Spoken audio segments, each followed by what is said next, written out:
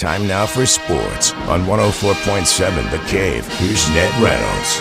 Mike, the intern, Ned Reynolds, back in the studio Tuesday morning. We're going to know how the Kansas City Chiefs corrected themselves after the loss in Denver. They've got a pretty tough hombre in the Indianapolis Colts.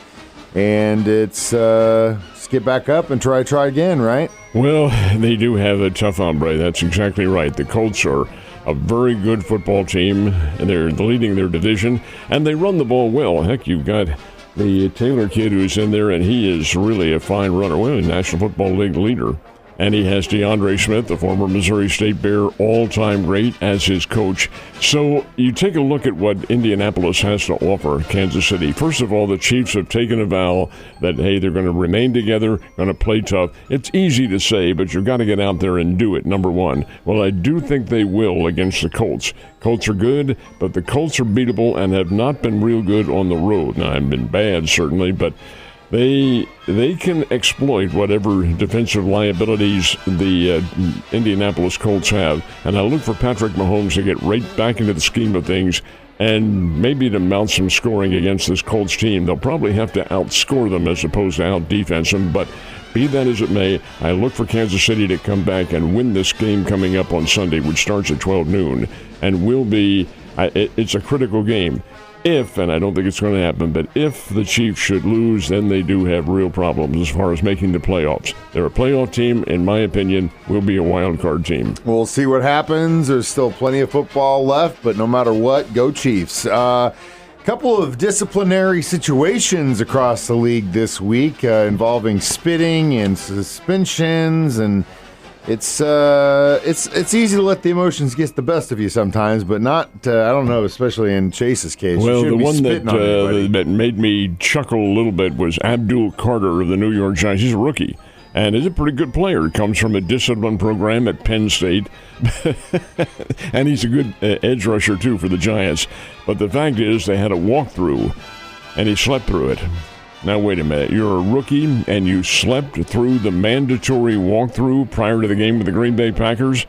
Well, the Giants suspended him for first half of the game against the Green Bay Packers on Sunday. And as a matter of fact, it was even less than that. It was the first quarter. But they did suspend him for that and held him out. Now, he did apologize, and no fines were mentioned. So you have to think that maybe there were some mitigating circumstances that they don't want to talk about. But the fact of the matter remains that, hey, you can't do that. You're a rookie. You're a pro. And you're being paid to do all these things. You might not like them, but you've got to do them. They're part of the deal. And he decided he was too good to be doing that. So, indeed, a little discipline for him, and maybe they'll learn from that. We'll see. It's kind of like the situation with Boyd in New York, who got shot at a club. He was at a club 2 o'clock in the morning on game day. Well, no, they were coming off. They had a bye. Okay. So they're on a bye. Okay, never mind. But that was the first thing in my mind. I was like, what the hell are you doing at the club at 2 in the morning game day, bro? Still, that's a dangerous place to be, in a club in New York in high-profile circumstance. Got into an argument with somebody over a piece of jewelry he was wearing, and he gets shot in the stomach, I think it was. And my goodness, who knows what the effects from that will be. Certainly he's out for this year, but what can happen to him from there on in? You just don't want to be in the wrong places, but was a bye week for them. Getting paid way too much money to do that. You're absolutely right. Speaking of which, in the Las Vegas Raiders can't seem to score any game with double digits, can they?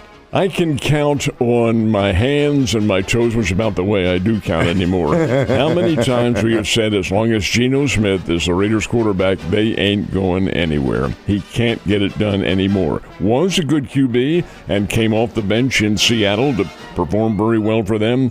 But in Las Vegas, he can't do it. He doesn't have the leadership capabilities, number one, nor does he have the line in front of him, number two. Dallas Cowboys win last night 33-16 over the Las Vegas Raiders. Still Pete Carroll, who brought down Geno Smith from Seattle with him, insists on having him as the QB. You have Kenny Pickett there, or the kid from Purdue, O'Connell. He can go in there and play, but no, they stick with the old guy, and he can't get it done.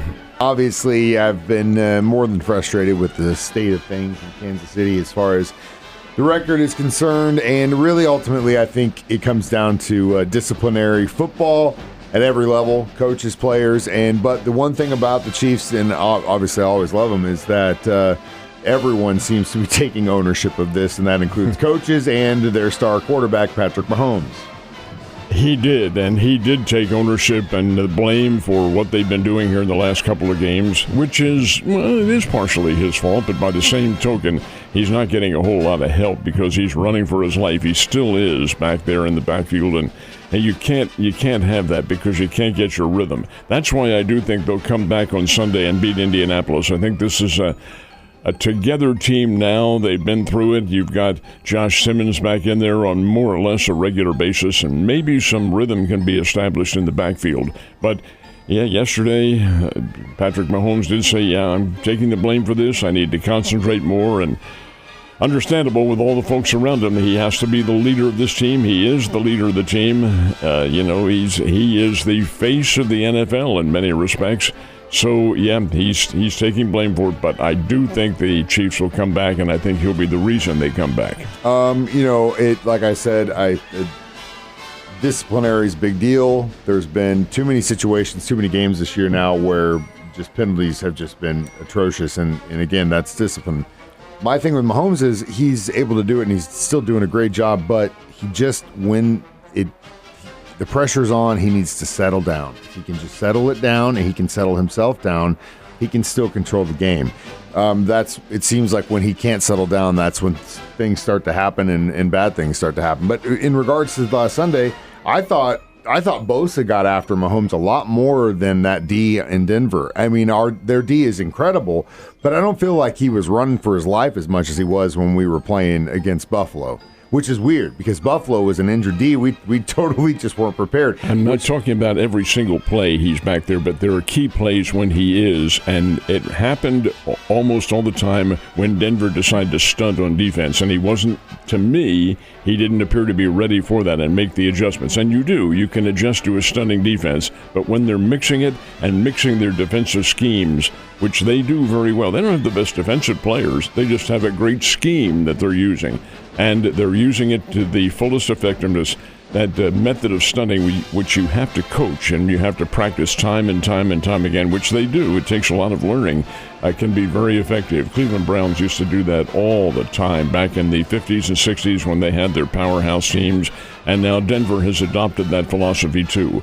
But again, you make the adjustments and things do work out. Well, we'll see what happens. We've got some college basketball with the Mizzou Tigers taking on Prairie View. Yeah, is that right? On Prairie View out of the SWAC. That's the Southwestern Athletic Conference, historically black conference. It is Division I, and Missouri beat the Prairie View Ball Club last night, 91-73. Jacob Cruz had 20 for the Tigers. Jacob Cruz, a newcomer to the team, and he's been leading their scoring here in the early going. I think Mizzou has a pretty good basketball team, but they really have to get in there and play some tough hombres, which indeed they will be in the Southeastern Conference before too much longer.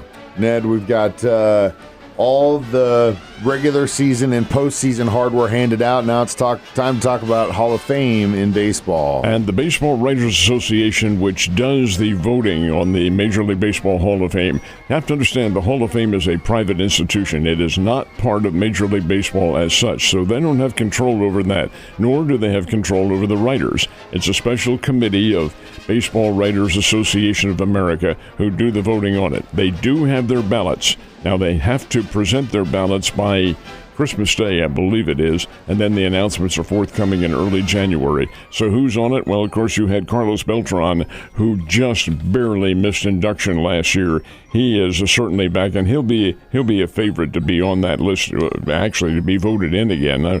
I would be very surprised if he is not.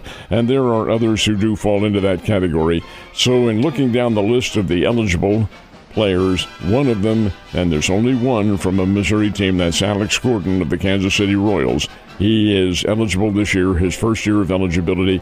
He's a strong candidate. It might not be this year that he gets in, but Alex Gordon certainly is a candidate in my opinion, and would look very good if that were the case. But we'll see what happens. There are others, Andrew Jones, Beltran we mentioned, Cole Hamels, who for a very brief time was a resident here in the Missouri Ozarks and purchased property here. He's also a candidate. So we'll see what happens, and we'll find out in early January if anybody gets the 75% of the vote that they need. And good luck to all of them. They definitely deserve it for the most part. And Ned, you have a wonderful Tuesday. I'll see you tomorrow.